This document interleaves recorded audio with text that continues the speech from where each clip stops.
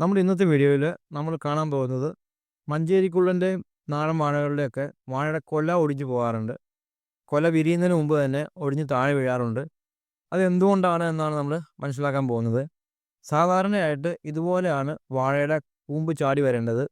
എന്നാൽ ഇതുപോലെ വാഴക്കൂമ്പ് ഒടിഞ്ഞ് നശിച്ചു പോകുന്നത് നമ്മൾ ശ്രദ്ധിച്ചിട്ടുണ്ടാവും. നമ്മുടെ തോട്ടത്തിലുമുള്ള മഞ്ചേരിക്കുള്ളൻ്റെ ചില വാഴയുടെ കൊലകൾ ഇതുപോലെ താഴെ വീണ് നശിച്ചു പോയിട്ടുണ്ടായിരുന്നു. ഈ വാഴയുടെ കൊലയെ നമ്മൾ തുറന്നു നോക്കിയപ്പോൾ 71 കായ ഇതിൽ നമ്മൾ കണ്ടു. ഒരു കർഷകനും സഹിക്കാൻ പറ്റാത്ത ഒരു കാര്യമാണിത്. ഈ കൊല വന്ന വാഴ കൂമ്പ് നശിച്ച് ഒടിഞ്ഞു പോകുന്നത്. ഇതിൻ്റെ കാരണം വളരെ സിമ്പിളായ ഒരു കാര്യമാണ്.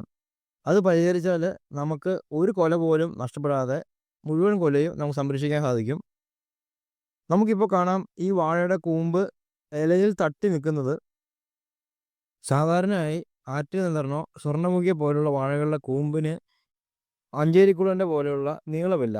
അത് താഴേക്ക് ചാടിയതിനു ശേഷമാണ് നീളം വയ്ക്കുന്നത്. എന്നാൽ മഞ്ചേരിക്കുള്ളൻ്റെ കൂമ്പ് ചാടുമ്പോൾ തന്നെ വളരെ നീളത്തിലാണ് ചാടുന്നത്. മഞ്ചേരിക്കുള്ളൻ്റെ വാഴക്കൂമ്പ് പുറത്തേക്ക് വരുമ്പോൾ ഇലയുടെ മുകളിൽ തട്ടി നിൽക്കുകയാണെങ്കിൽ ആ വാഴയുടെ കൂമ്പ് ഉറപ്പായിട്ട് ഒടിയും.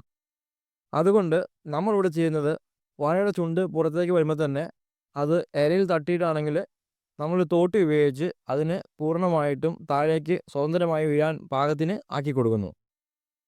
ഇങ്ങനെ ചെയ്താൽ ഒരു വാഴക്കൂമ്പും നശിക്കാതെ നമുക്ക് അതിൻ്റെ കൊല വെട്ടിയെടുക്കാൻ സാധിക്കും.